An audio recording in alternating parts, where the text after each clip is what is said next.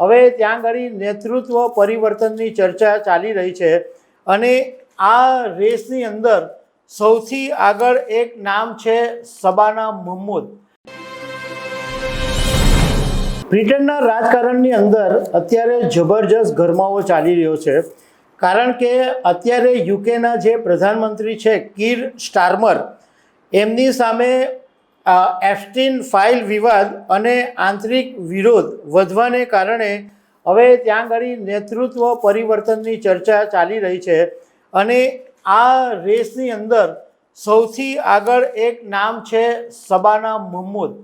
શબાના મહમૂદ એ બહુ જ પાવરફુલ નેતા છે અને પીઓકેની સાથે એમનો સંબંધ છે, તો એના વિશે હું તમારી સાથે વાત કરીશ.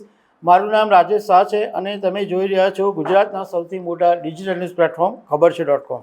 યુકેની અંદર હમણાં વાત એમ બનેલી છે કે અમેરિકન ફાઇનાન્સર જેફરી એપ્સ્ટીન અને વોશિંગ્ટનની અંદર બ્રિટિશ એમ્બેસેડર પીટર મેન્ડલસન વચ્ચેના સંબંધો જાહેર થઈ ગયા છે અને એને કારણે જે યુકેની લેબર પાર્ટી છે એમાં ભારે વિખવાદ ઊભો થયો છે અને વડાપ્રધાનના ચીફ ઓફ સ્ટાફ મોર્ગન સેક્સવીને રાજીનામું આપી દીધું છે. એને કારણે બ્રિટનની અંદર અત્યારે કીર સ્ટારમરને બદલવાની એક જોરશોરથી ચર્ચા શરૂ થઈ છે.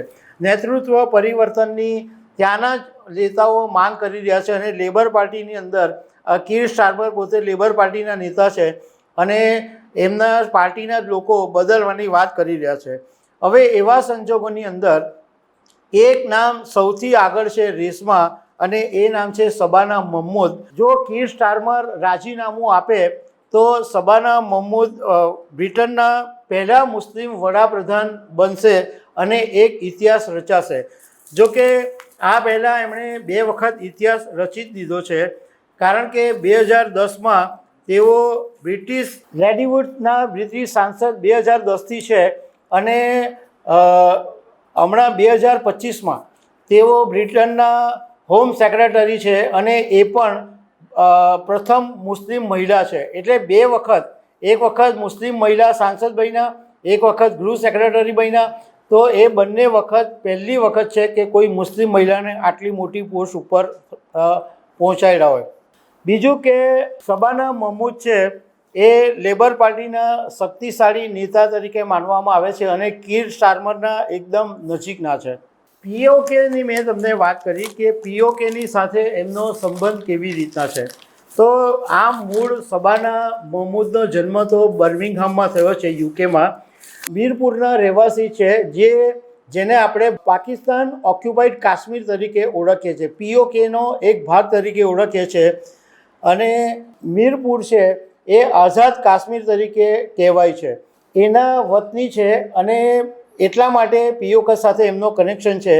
અને આ શબાના મહમૂદ પોતે એવું કહી ચૂક્યા છે કે એમણે કાશ્મીરને ઇન્ડિયા ઓક્યુપાઈડ કહીને ઉલ્લેખ કર્યો હતો અને જ્યારે ભારતની અંદર 2019માં કાશ્મીરમાં આર્ટિકલ 370 હટાવવામાં આવી ત્યારે આ શબાના મહમૂદે લંડનની અંદર ભારતીય હાઈ કમિશન બહાર વિરોધ પ્રદર્શનની અંદર ભાગ લીધો હતો અને પેલેસ્ટાઇનના અધિકારીઓના તેઓ જોરદાર સમર્થક છે.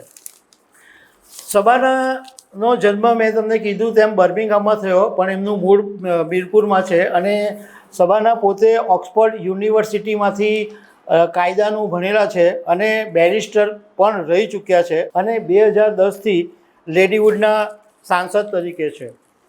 એટલે જો કીર સ્ટારમર રાજીનામું આપે તો શબાનાનું નામ અત્યારે જોરશોરથી ચાલી રહ્યું છે. જો કે એ સિવાય એન્જેલા રેનર અને વેસ્ટ સ્ટ્રીટોંગ જેવા નેતાઓ છે એ પણ આ રેસની અંદર નામ એમનું પણ ચાલી રહ્યું છે, પરંતુ શબાનાનું નામ સૌથી વધારે સ્ટ્રોંગ ચાલી રહ્યું છે. તો દર્શક મિત્રો, આવી અનેક વાતો સાથે અમે તમને મળતા રહીશું. આભાર.